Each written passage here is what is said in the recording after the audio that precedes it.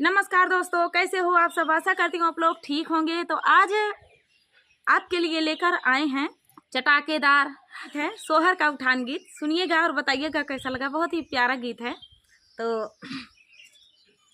देर न करते हुए चलिए सुनाते हैं आप सभी को ये प्यारा सा उठान गीत।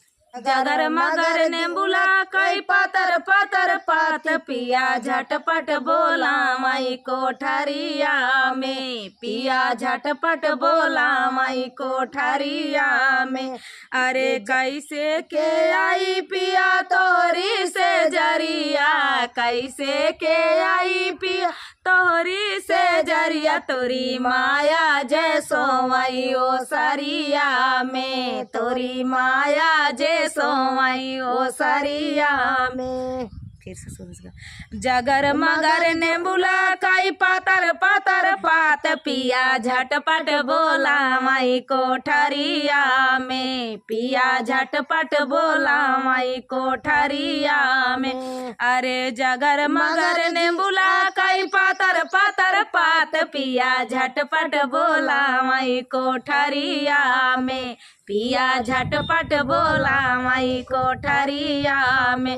अरे कैसे के आई पिया तोरी से जरिया, कैसे के आई पिया तोरी से जरिया, तोरी माया जय सोमई ओ सरिया में, तोरी माया जय सोमई ओ सरिया में। अरे कैसे के आई पिया तोरी से जरिया, कैसे के आई पिया तोरी से जरिया, तोरी माया जय सोमई ओ सरिया में, तोरी माया जय सोमई ओ सरिया में। अरे गाधा ना हमारी माया काला जानू, गाधा ना हमारे माया काला जानू, पूछा माया कई जना मला हाइला की नाय, पूछा माया कई जना मला आई की नाय। अरे जगर मगर ने बुला कई पातर पातर पात पिया झटपट बोला माई कोठरिया में, पिया झटपट बोला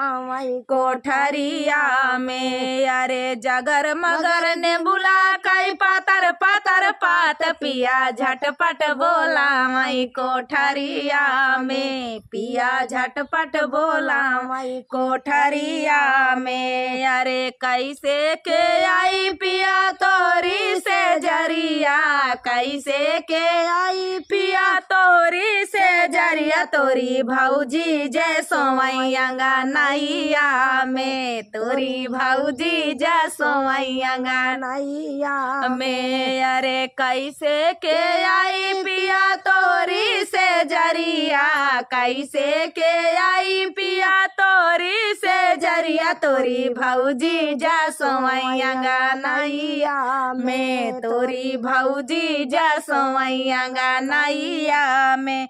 अरे काधाना हमारी भौजी काला जानियो, काधाना हमारे भौजी काला जानू, पूछा भौजी कैसी खावाला हाई की नाय, पूछा भौजी कैसी खावाला आई की नाय। अरे काधाना हमारी भौजी काला जानियो, काधाना हमारी भौजी काला जानू, पूछा भौजी कैसी खावाला आई की नाय, पूछा भौजी कैसी खावाला आई की नाय। अरे जगर मगर ने बुला कई पातर पातर पात पिया झटपट बोला माई कोठरिया में, पिया झटपट बोला माई कोठरिया में। अरे जगर मगर ने बुला कई पातर पातर पात पिया झटपट बोला माई कोठरिया में, पिया झटपट बोला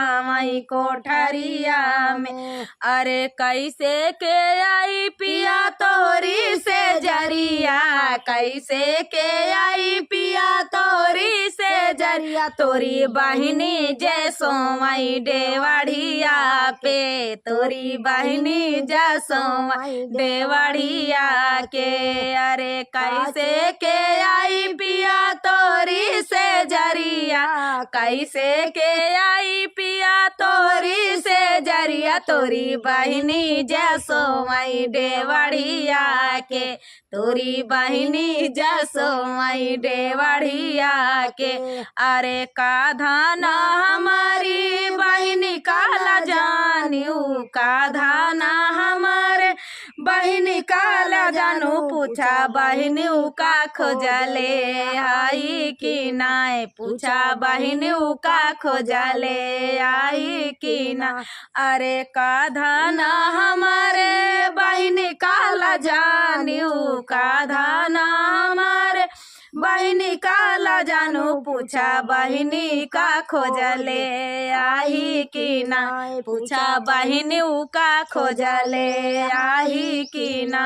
अरे जगर मगर ने बुला कई पातर पातर पात पिया झटपट बोला माई कोठरिया में, पूछा झटपट बोला माई कोठरिया में। अरे जगर मगर ने बुला कई पातर पातर पात पिया झटपट बोला माई कोठरिया में, पिया झटपट बोला माई कोठरिया में।